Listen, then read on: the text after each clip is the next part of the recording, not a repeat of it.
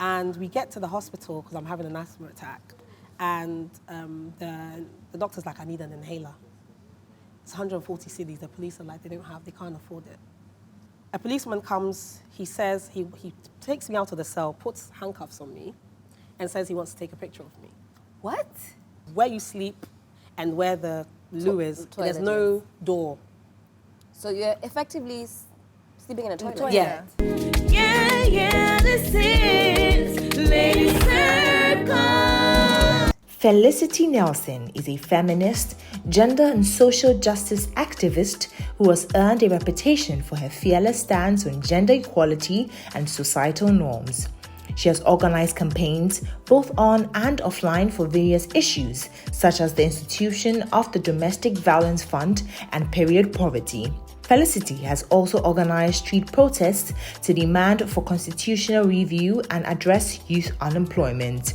She remains known for her bold opinions and active participation in discussions on social, political, and cultural issues. Well, let's welcome onto the Lady Circle stage. It's Felicity Nelson. Woo! Felicity, have a seat. Ooh. You're a very busy lady. You're a Yes, indeed. very busy Yes, lady. indeed. So you're no stranger to the Lady Circle set, so it's really welcome back to the Yes. Lady Circle. How are you feeling this evening? Feeling. You know what? I'm going to start using that. How you feeling? I'm feeling. I'm feeling. But we'll be getting more into those feelings Yes. as we progress in the show. But it's good to see you. We have a very important conversation coming up this evening, and it's one that, trust me, you don't want to move an inch from your TV set. But we unveiled our latest yummy mummy. Yes, congratulations. Thank you. Welcome to the Mummy Club. Y'all should have warned me. You didn't ask questions. It's true. I just didn't want to know. I was like, I'm just going to go into it. Whatever happens, happens. Surprise. Well, what has it been like, Sika? It's such a surreal experience. I mean, I still cannot believe that I pushed a baby out. A whole human being, you know, eyes, nose, mouth, you know, and just the fact that she's a part of me. Yeah. It's crazy. I look at her all the time and the tears just start coming down. You're just like, I did this. I did this, and it's just an overwhelming feeling of love, I can't explain it. It's a roller coaster of emotions. Yeah. I don't know if it disappears after a while. I mean, Felicity will tell me. Well, I still can't believe he's 15 now. What? Yes. And I can't believe I have a 15-year-old, so I don't know if the feelings disappear.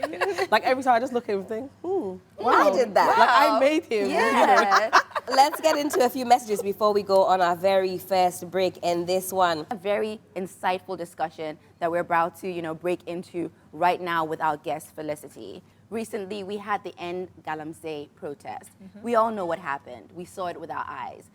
The protesters were intimidated, they were arrested, they were harassed. The question is why? Why can't we voice out as citizens when we see that there is something like Galamsey, which is affecting every inch of our existence in this society? So today we're going to break it down. We want to know what it was like experiencing this harassment, this intimidation, real life experiences of those who were on the front lines. So Felicity, can you give us some sort of insight as to what it really felt like being out there, just protesting, and then what was meted out to these people? Can you sort of give us an insight into that? Well, when I went out to protest, honestly, so day one, there wasn't that many of us, probably 40, 50 of us, if that. And, honestly, I was just thinking, where's everybody else? Galamsey is something that's going to affect all of us, is currently affecting all of us. It's destroying our water bodies, it's destroying our environment. Ghana Water Company has come out saying that, they're going to struggle to be able to produce water. And literally, everybody, we can't exist without water. So there's a real sense of urgency. And I was quite surprised getting out there and seeing such a small number of people. And I was just like, wow, okay. So honestly, the first day I was just a bit like, Second day, there was even less people. And I thought, wow. And then, so second day, I was actually doing a Facebook live, actually saying to people, oh, guys, it's really safe. You can come. This is why it's important. And as I was doing that live, I see the police approaching. because I was like on the side of the road. So I see the police approaching. I'm thinking, oh, well, okay. I'm on the side of the road. There's only about 10 of us, 10, 11 of us. So I'm thinking, oh, okay, the police approach. I actually turned my camera actually towards the police because I'm thinking they're probably going to, worst case scenario, they're just going to come and say, hey, you guys should go home. You know, you've had us all out here. There's about 200 policemen because of 11 people. Munkofi. Yeah. Like Munkofi and I see Munkofi. So as they approach, as soon as they come to me, they're like, hey, take her phone, take her phone. They grab my phone. So I'm confused. Just before the police got to us, I'm a governor. She asked me, she's like, what's the plan? I'm like, there's no plan. Like, and I didn't run because one, there was other people there. And then I knew I wasn't doing anything wrong. They took the phone. Then they kind of they started aggressively pushing me, saying, oh, you need to, like, and I said, you don't need to push me. If you want me to walk in a certain direction, you can literally just speak to me. So as they were about to be even more aggressive, than the female police officer, because these were male police officers, the female police officer held my hand and she said, oh, I'll take her, just, you guys relax. And then they gave us all seats. I refused to sit down because I'm like, by then I'm like angry because I'm thinking, what's going on? What's going on? And they start grabbing everybody else's phones. And I asked them, why are you taking people's phones? And you're taking phones, you're not asking for their names. How are you going to be able to identify? And they're just, oh, shut up. There's a man telling them, I'm not part of the protest. I was just buying coconut. And my wife just gave birth at the 37 hospital. And if you don't believe me, please bring two police personnel with me to go and prove the fact that my wife's actually just had a baby. Shut up. And I looked at the man and I realized I'd never seen him before. So I'm just telling him, like, he's actually he's not part of this. Like, please, like, because in my head I'm just thinking, a woman that's just given birth, you know, her husband has stepped outside and then he's disappeared. She's going to be so distressed. I can't even imagine if there's like medication that needs to be bought for her. You know, when you have a baby, you can't do anything. The person who comes next, your family member or whoever is the one who's doing all the running around. And I'm just like, actually at that point, I actually wanted to cry. Not for me. I was actually just thinking about this man and the woman in the hospital. They just bundled us all into a car.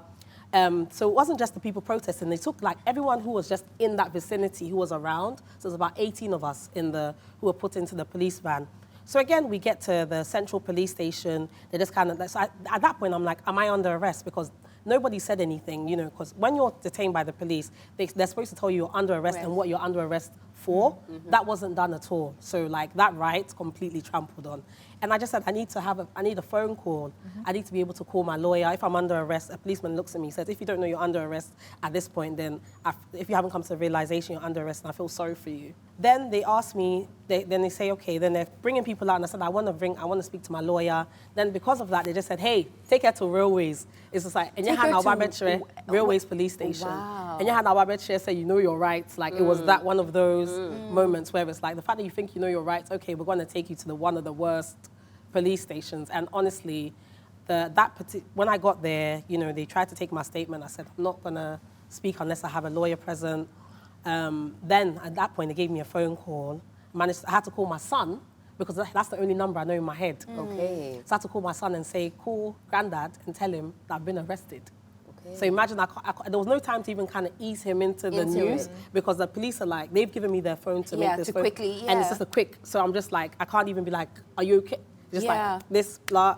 Okay, tell Granddad I've been arrested. The fact that you actually know your son's number of heart, because in this day and age... Then they put me in the cell. I walked into the cell and it looked like, you know when you go to Cape Coast Castle and you look in the dungeons? The slave dungeons. Yes, exactly like that. No way. Exactly like that, like the same kind of smell. And there were people there? There was one woman in there sitting on the floor, like, and there's no lights in there. So you only have like, there's holes on the wall, at the top of the wall, yes, for air, and like I guess during the day would be for light, but by this time it's about 7 p.m. by now. And I'm just like, I can't believe I'm here. And in my head I kept saying that we can't be treating human beings like this. Like this is no place. Why are we treating like people like slaves? Can I ask where the other protesters were? So they just grabbed everyone. So they'll call, like, you go here, you go there. So at that point, I had no idea where anybody else was going because I was in the van until they called me out of the van. And I said, I want to speak to a lawyer. And they said, go to Railway. So I actually had no idea where anybody else was, which station. There was no information. Worst case scenario, I've seen these arrests before. By like an hour time, they're going to come and say, you guys can go home. This is maybe some kind of very minor intimidation tactic. A policeman comes, he says, he takes me out of the cell, puts handcuffs on me, and says he wants to take a picture of me. What? So then I think, well, okay, I don't know where this picture's going, and if this is some kind of humiliation Tactic. ritual or whatever, like I'm not gonna allow that to happen. So I get in and I'm like, and he's like, don't smile. And I'm like, you can't tell me What what to do with my face. Like, you want a picture in the handcuffs, you're gonna get a picture in the handcuffs, but then, no, I'm telling you, close your mouth. I'm like, then he got angry, and then they put me back in the cell. And that was what, I was in that cell for 2 days, in that particular station for 2 days. And then we had to go to court. Once you're arrested, after 48 hours, they're supposed to produce you before a court. And so we get to the court, we get to like the police headquarters where they're putting everyone together to go to court. On the list, my name's not on the list. Then I just see that they come outside and I hear them asking, where's there a female cell? Where's there a female cell? Is there one in Adabraka? Is there one? Take it to Bachona. Literally like that. I felt like a piece of meat. Just being carted Yeah. from place to place. Take it to Bachona. So I sit in the car, two police women flanked me on the side, one like with both of them with rifles, and then 2 policemen, one driving, another one at the front. And we get to Bachona, again, drop me off. And I say, okay, I need to let people know that I'm here. They say, no, you're not allowed to. They put me in the cell in Bachona. In that police cell, the toilet in that cell has been blocked up for 4 or 5 months. So you can imagine, and the cell and the where you sleep and where the loo is, toilet there's no is. door. So you're effectively sleeping in a toilet. Yeah, yeah, because Basically. and with that's been backed up for 4 or 5 months and everything's still in there. So all the human Everything. situations You are in can't there. even imagine the smell. And again, I kept saying to myself, I can't believe we would treat people here. No, the thing is, I was taking, funny enough, I was not centering myself. I kept thinking of other people. Maybe it was a coping mechanism. But I'm just thinking, how can they bring people here? Yeah. Like, how is this okay? How is this acceptable? How are we okay with this? How did I not know that this is what's happening to Ghanaian? Like, if a woman's coming into the cell, this is going to be her experience. I was sad. I was just Because like, where is the dignity? yes. Yeah. Where is the dignity? And because remember, when you're in a police cell, you're just a suspect. Yeah. You've not been convicted of any crime. Yeah. There's false accusations. You know, people can end up in situations by accident. It was, day 3, I go to court, and then they're like, yeah, you're going to be remanded for 2 weeks. So wait, Felicity, then that means you'd have gone over the 48 Yes, hour. yes. So that in of It's illegal. It's Yes, illegal to illegal. do so. Yes. I was taken to court beyond nearly 72 hours in, after being detained. And I get to court so I get to court again thinking, okay, this is probably going to be it. Yeah. And then like you're remanded until the 8th of weeks. October. So that was like 2 weeks. How did you feel when Going you back heard that? again. I was just in shock. Like I was more in shock than anything. I was just like, wow, okay. And you braced yourself. Yeah, I was like, okay. Yeah. It is what it is, so let's go. I'm sure there's been pictures of me like when I was going into the courtroom where I Yes, was smiling and yes, stuff. yeah. and all Because I was that. just like, if this is what's going to happen. But then when I went in, I was leaving, I was like, wow, like this is actually, So I didn't leave with a smile. It was just like, I had quite a blank face. Then I was taken to Cantonments police station. I get there, can I call my parents, anyone to let them know I'm here? They said, no, you can't call anyone. Where's your phone? I said, you guys seized my phone 3 days ago. I haven't seen it. They're like, well, we can't let you use our phone to make a call. So I said, I'm asthmatic. So I need my inhaler. So I can't sleep somewhere without my inhaler being next to me. Ignored. In the night, I had an asthma attack. Because I tend to get my asthma is worse at night. At night, So that's why yeah. I'm very particular about always having my inhaler nearby. Like if at home, there's one next to my bedside, probably, and 2 under my pillow. Like there's always. How did you go through the first 3 days without it? No, so the first, that's the thing. I had my parents were able to know. Remember, my dad came to Right, railways, okay. so he brought So you it. had them. So I had them. But when I got to Cantonments, they'd moved. My stuff was with my family. The stuff that I was moving Yeah. around with. So that's why I needed them to know, so they could just bring it. Bring it to you. And not right. knowing, my sister had actually been to Cantonments police station 3 times, and they told her I wasn't there. And the last time, she actually said to them, can she leave my inhaler? Inhaler. They said, no, I'm not there. So, Oh my goodness. yeah. And we get to the hospital because I'm having an asthma attack. And the doctor's like, I need an inhaler. It's 140 cedis. The police are like, they can't afford it. They're going back and forth. So all of this, whilst I'm having an asthma attack, they're going back and forth with the doctor about when you're a suspect, the state is supposed to cover all your medical costs. Yeah. But somehow an inhaler is not covered by the state somehow. And they were arguing with the doctor that it's supposed to be free, and the doctor's like, well, an inhaler is not free. And I'm having an asthma attack, and this back and forth. So you're in the throes as all of this is going on. Yes, and they're having this conversation. We went from one, like the dispensary to the chemist. Eventually, the doctor's like, okay, there's a cheaper option. They can get something called a nebulization mask. It's 75 cedis. So they said that then they paid for that, and then they nebulized me, so they kind of put the mask on you, and then you sit there with the oxygen kind of thing going into you. Then they took me back. I want to touch on the fact that, and this is a narrative that has been swelling on social media and beyond that, the kind of punishment that was meted out to the anti-Galamsey protesters, we don't even see for those that are actually degrading our forest, our land, and polluting I have got one word, Aisha Huang. waters. Like Aisha Huang, look what happened to her. Yeah. She was deported. And then she managed to sneak her way back into the country. That's what we're doing here. That's what we're doing Why here. do you think that the state decided to make scapegoats out of the demonstrators, you who were on the ground those first 3 days? What do you think caused that? Well, the reality is that the MPP government, big wigs within the party, are active participants in Galamsey. So this is a very personal fight for them. And they don't need us or me or any of us, drawing attention to their hustle. This is what makes them money.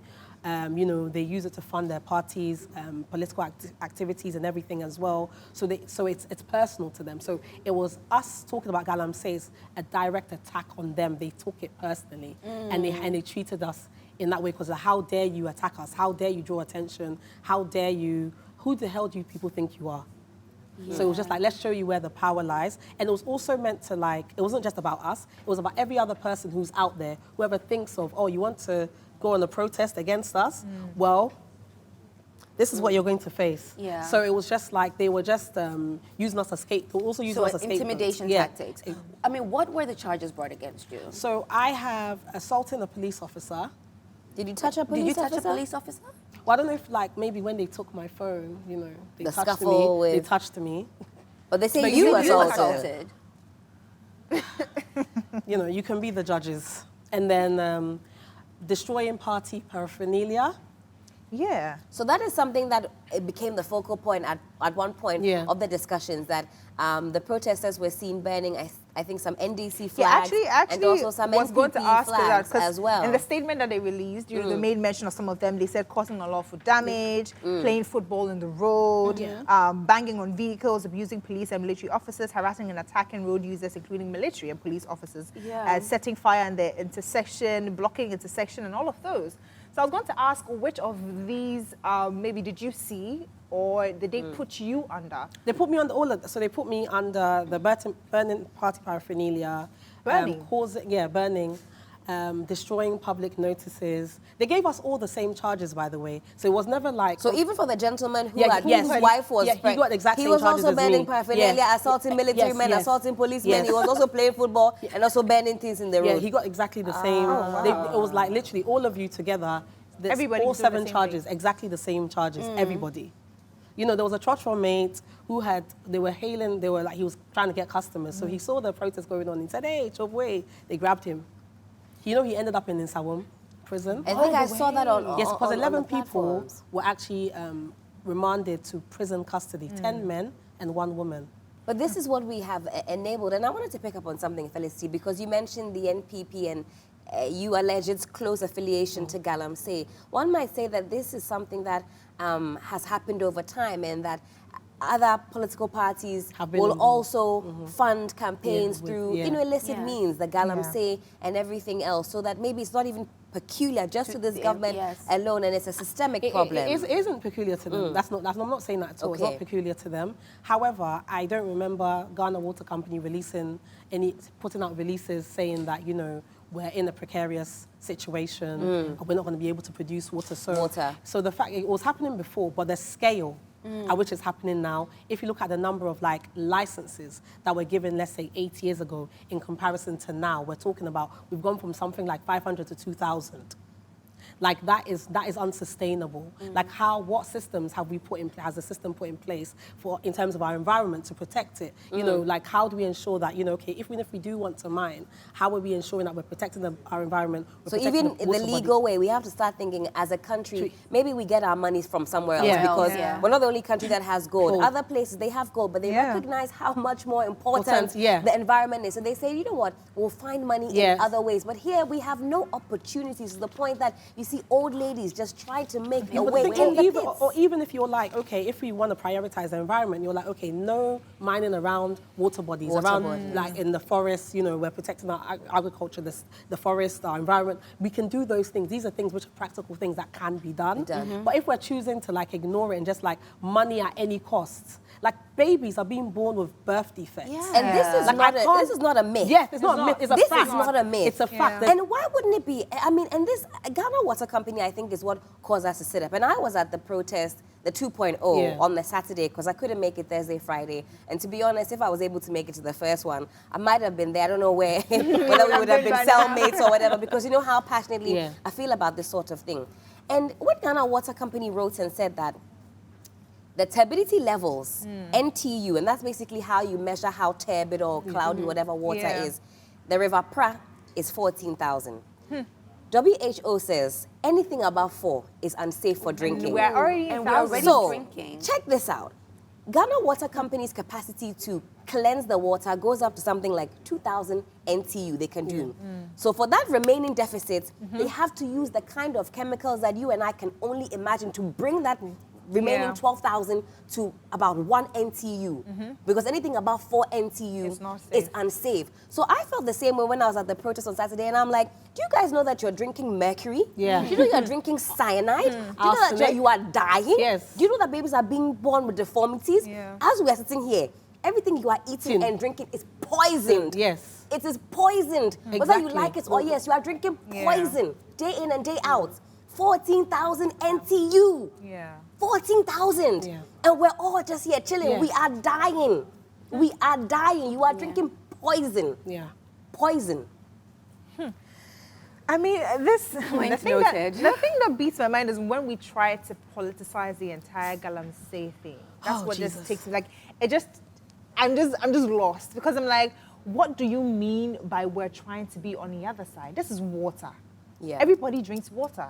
You're not going to say that maybe it will be cleaner for NDC and it won't be clean for NPP. Like, what are you telling me? This is something that is happening. And you tend to see people that in Accra being more passionate than people that are actually getting the real effects of this thing. And now, down we see even people here in Accra feeling the effects already. I had a chance to pass by the Western region around that time, and I'm like, okay, this is what we're talking about. Sometimes, you see it on TV. Oh, you saw it? I saw it. I've seen it too. I saw it. There was one hotel that I passed by, and the water that, you go to a hotel and you're by the beach and all that, the first part of it is brown. You can see the clear difference between the water in the front and the water down there. And I'm like, it's just a matter of time. There's so much to do. Goodness gracious.